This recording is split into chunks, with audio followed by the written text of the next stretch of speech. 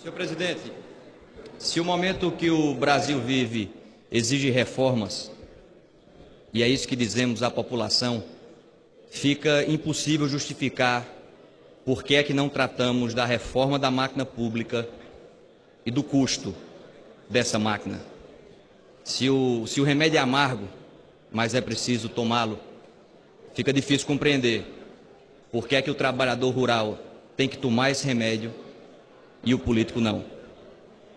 Porque muitas vezes, senhor presidente, quando um filho está doente, o pai ou a mãe, antes de dar o remédio amargo ao filho, toma um pouco desse remédio para dizer que está junto e encorajar o filho a enfrentar a dificuldade.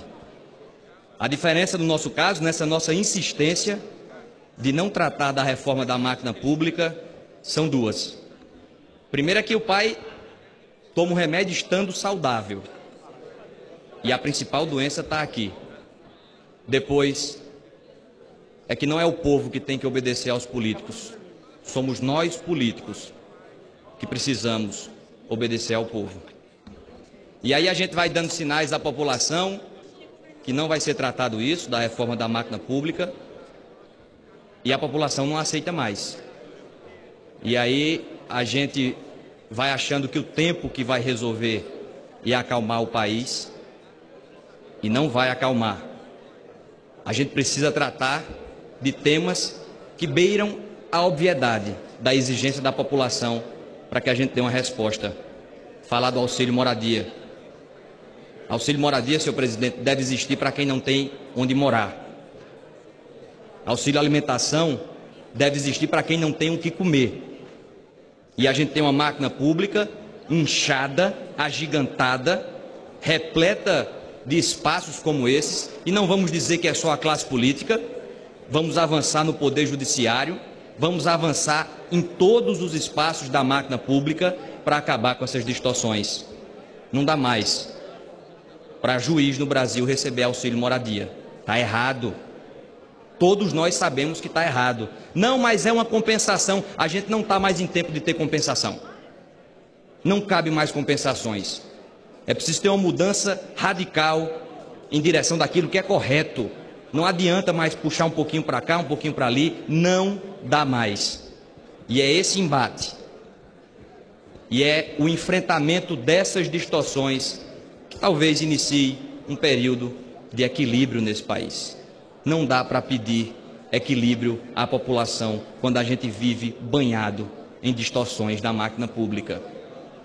Por isso faço um apelo para que todos nós, aqui não é uma pauta de governo, oposição, todos nós tomemos consciência de que é preciso levantar essa bandeira da reforma da máquina pública. Porque não adianta mais, não venha votar contra a reforma trabalhista, espalhar cartazes dizendo que é contra a reforma trabalhista e ficar calado quando o tema é a reforma da máquina pública e ficar calado quando o tema são os benefícios que a máquina pública hoje entrega. Esse populismo dissimulado, enganador, não cola mais. É preciso enfrentar essas obviedades. E isso traria um novo debate sobre o que deve ser o nosso Estado. O equipamento, o Estado, a máquina pública como um todo. Isso cabe correções que se multiplicam.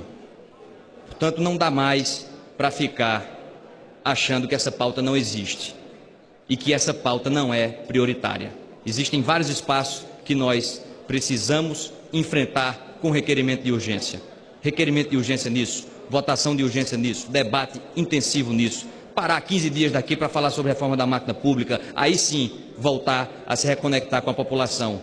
Porque existem muitas distorções, sinais que a nossa sociedade precisa avançar. Um ministro do Supremo, com toda franqueza, um ministro do Supremo não precisa de alguém que puxe a sua cadeira para que ele se sente. Ah, mas é só um gesto. Isso não é só um gesto.